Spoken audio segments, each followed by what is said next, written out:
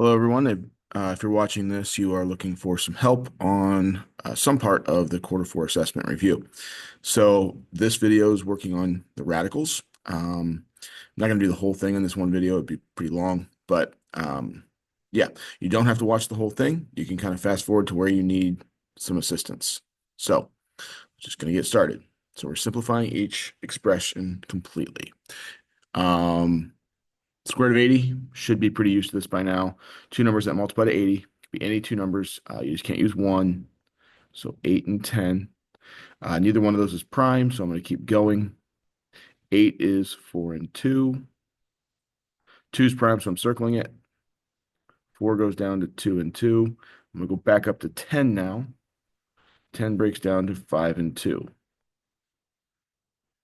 So now I'm looking for pairs of the same number. So I've got a pair of 2s. That makes a 2 on the outside. I've got another pair of 2s. That makes a 2 on the outside. And then the 5 is left over on the inside. So we got a 2, another 2, and a 5, which makes 4 radical 5. Okay. Next one, square root of 3 over 5. I'm going to go ahead and split that into two radicals, which is fine to do. I think it's just easier to see it as there's a radical on the bottom. We got to get rid of the radical on the bottom. The easiest way for that to happen is if there's a perfect square in the bottom. 5 is not a perfect square, so I got to do a different way. Next easiest would be to reduce it down. This one does not reduce down. 3 and 5 do not reduce at all. So I have to take this up to a bigger number.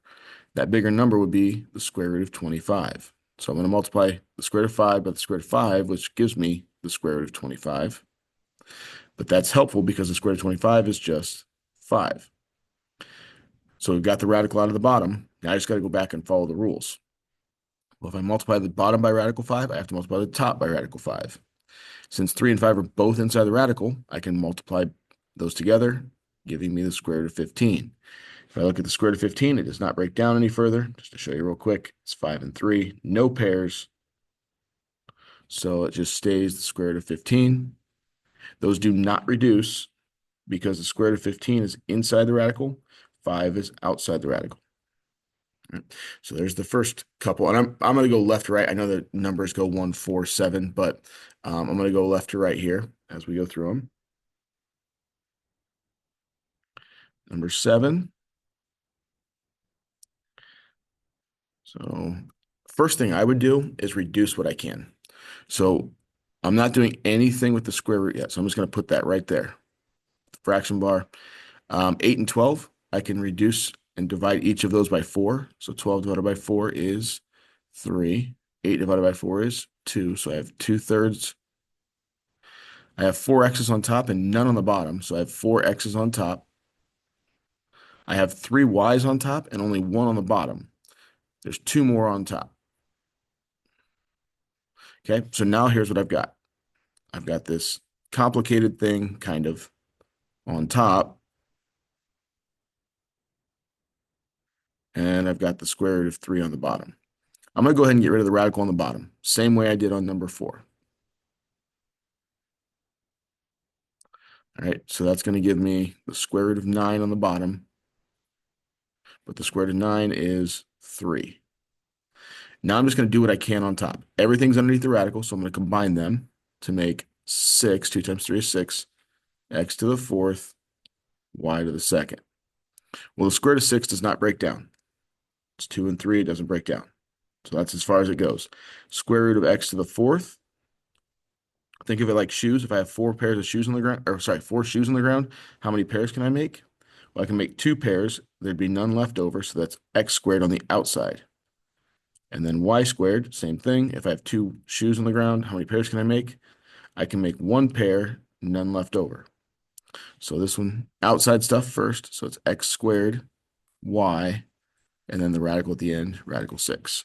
So just to make sure you see that, x squared, y, radical 6 over 3. As far as you can go on that one. Okay. Now we're going to go to number 2. Square root of 63 n to the 4th. I'm going to break this apart into square root of 63. And that looks a lot like number 1. and then the square root of n to the fourth, which we kind of have already done. So 63 is 9 and 7, and then 9 is 3 and 3. And I've got a pair of 3's, giving me 3 radical 7. Now I got to do n to the fourth. There's 2 pairs I can make out of that. None left over. So my answer on this one is 3n squared radical 7. Okay. 5 is very similar. So I'm going to break up 24, x to the third, and y to the fourth. The 3 separate radicals. 24 I'm going to break down that way. So I'll say 4 and 6, 2 and 2, and then 6 is 3 and 2. So I've got a pair of 2's. The 2 and 3 are both left over, so I multiply those together to give me 6. X to the third. If I have 3 shoes on the ground, I can make 1 pair, and there's 1 shoe left over. The leftover shoe goes back under the radical. Y to the fourth, we've done this a few times now. That's y squared, none left over. So everything on the outside, 2x y squared goes first, and then everything on the inside goes together underneath 1 radical. All right. Last one in this row, so number 8. Scroll over there real quick. Is there a perfect square at the bottom? Nope. Can I reduce the radical stuff? Nope. So I got to do the rationalizing, which is multiplying by radical 17, which gives me the square root of 289, but hopefully you realize if I have the same number under the radical, it comes out of the radical, so 17 on the bottom. I just got to multiply the top by 17 as well, square root of 17. So now the top becomes 51, it's the only thing on the outside, radical 85. Now, I'm going to do 2 things first. 51 and 17 are now both on the outside, and those actually divide. 51 divided by 17 is 3. And now I'm going to go check 85. Can I break that down? Well, 85, I got 85 by multiplying 5 times 17. Those are both prime. There are no pairs, so that's my final answer. 3 radical 85. All right. Last 3 on the front page here. So 3j squared, that's already on the outside. Don't do anything with that. Sure, you've seen me do this in class.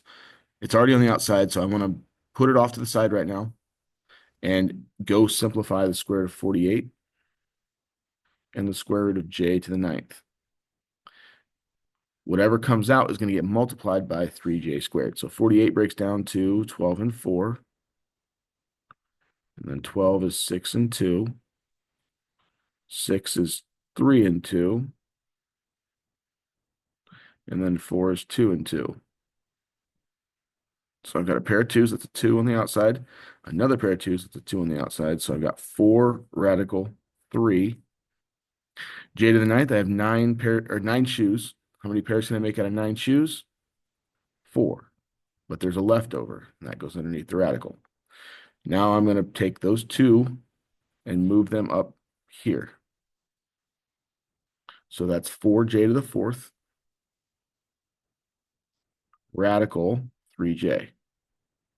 Now I can just multiply the outside stuff, 3j squared, with the stuff that came out, 4j to the 4th, giving me, I'll change color so you can see it here, 12j to the 6th radical 3j.